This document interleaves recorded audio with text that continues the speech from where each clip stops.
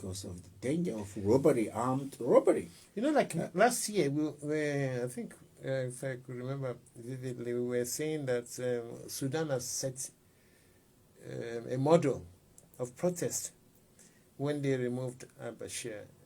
Say, okay, non-violent protests and all that, blah, blah, blah, blah. But we're seeing that it isn't going anywhere. It isn't the model we thought it was.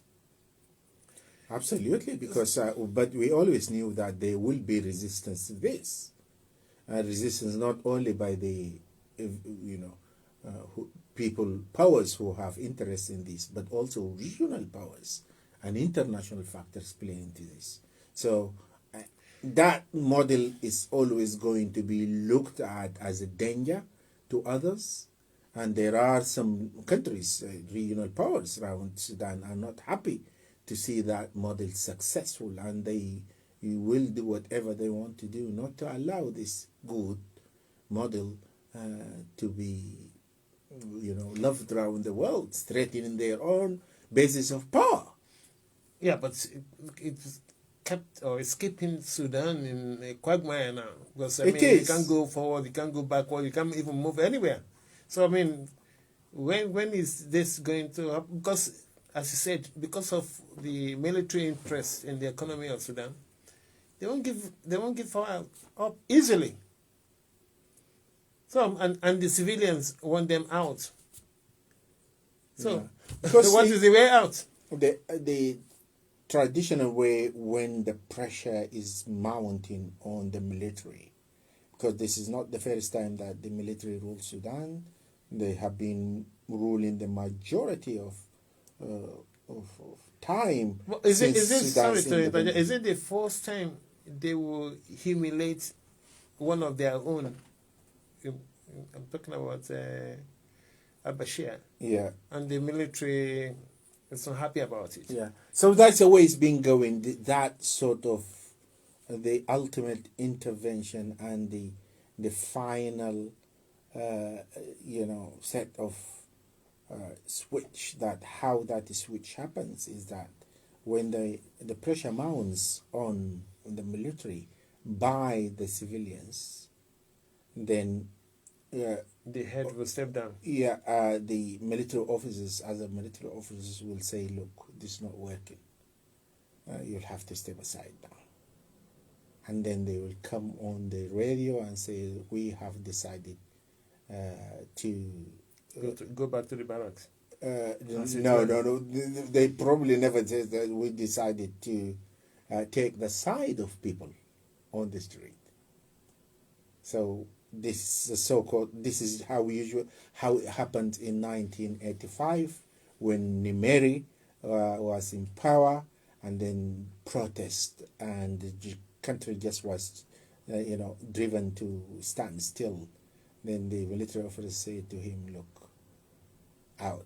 This is not going to work, and we will negotiate with the civilians for a transitional period, and then allow them to run the election. And then they will come back with another coup.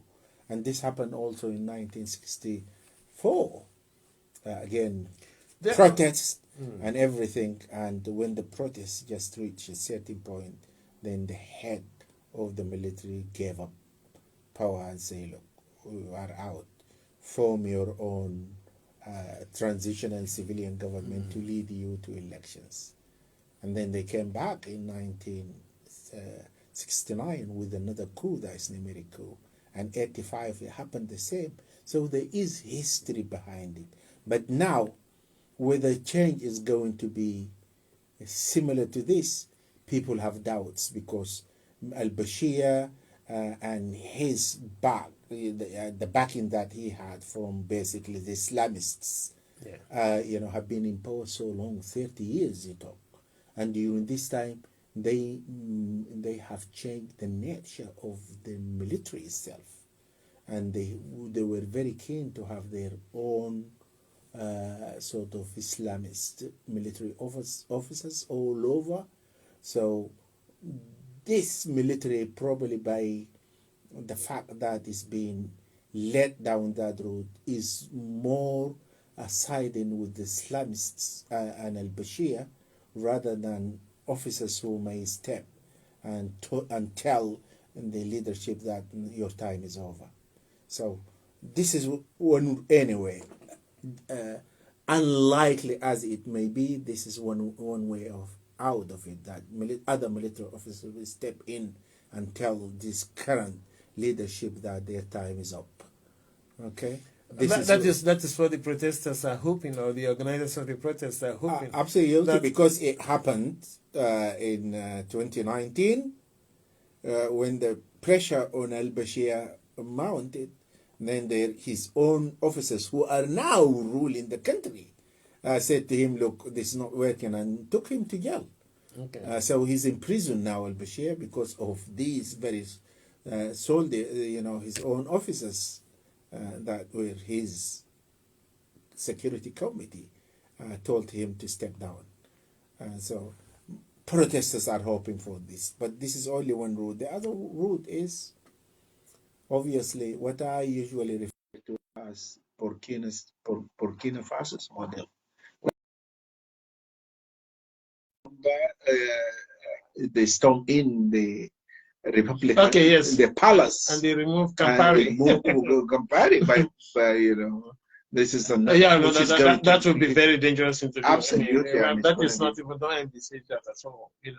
Yeah. Because you can only envisage that when the army is, some of them are backing the people, then the army is weakened. But as of now, I think in Sudan they're not weakened at all. They are still very strong, and they are strong because of their economic interests. They don't want to give that one up easily.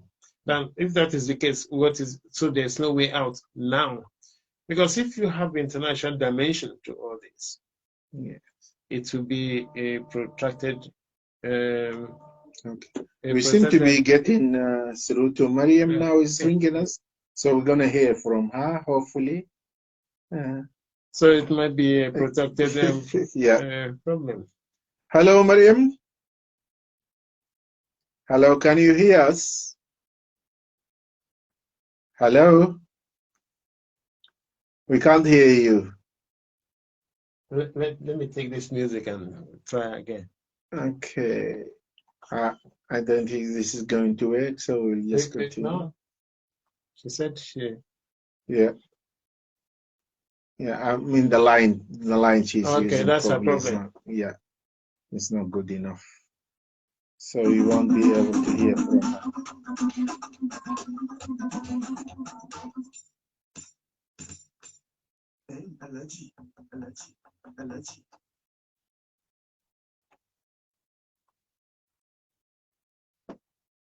So as I'm saying, if in Sudan the crisis has international dimension to it, that would be very disastrous.